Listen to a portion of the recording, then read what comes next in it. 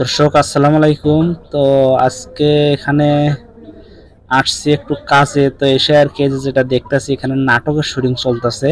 তো আপনাদেরকে একটু নাটকের শুটিং দেখাই যে আপনারা দেখেন কিভাবে নাটকের শুটিং করে। আমরা যে টিভিতে দেখি বা মোবাইলে দেখি নাটক দেখতে আর কি কত সুন্দর লাগে, একটা মনোযোগ দেখে নাটক দেখি, কিন্তু এই নাটকগুলো যে কত কষ্ট করে তৈরি করে তা কিন্তু আমরা জানি না।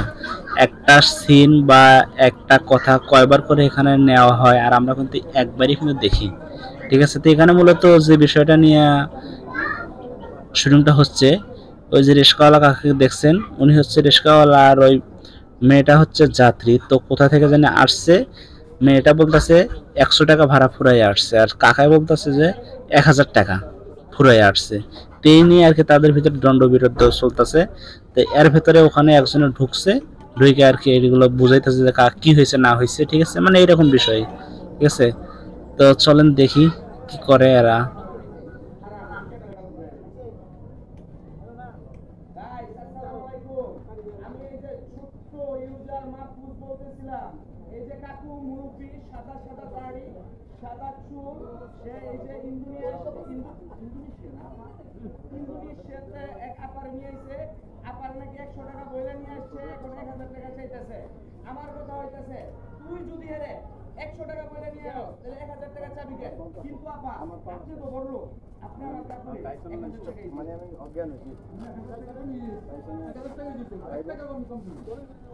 না, তাই জন্য মুরাইয়া আলাদা আলাদা ঘর তুলতে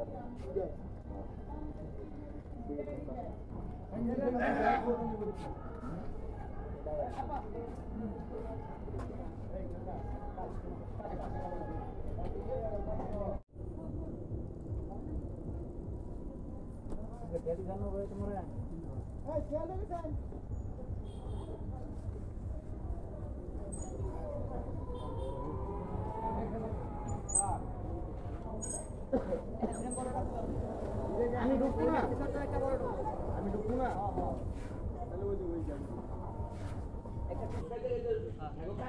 মোবাইল আমকার নাম দাগে ভিডিও লেগে বুঝতো না বুঝলেন আপনি আপনার মধ্যে বাংলায় দাম বলে 1500 টাকা লাগবে কথা নাকি তাহলে লিখে তো ওরা আরো 2-3 বছর আগে মাছ দিয়েছিলাম ও প্রথম দিকে পরে দিকে 1000 টাকা দিল না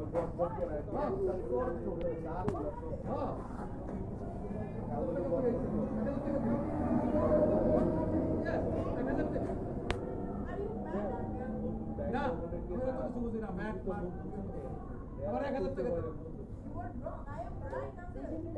আমি রাইট পাই 1000 টাকা দেন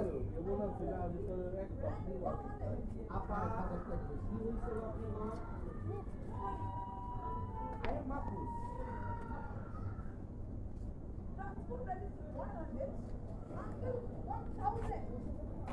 মাত্র ক্লাস 7 পর্যন্ত এত ইংলিশ বুঝি না কি হয়েছে একটু বাংলায় বুঝায় বললে ভালো জায়গা 1000 টাকা বুঝাই আইছি অনেক 100 টাকা দেয় আমি নিতাম 1000 টাকা দেন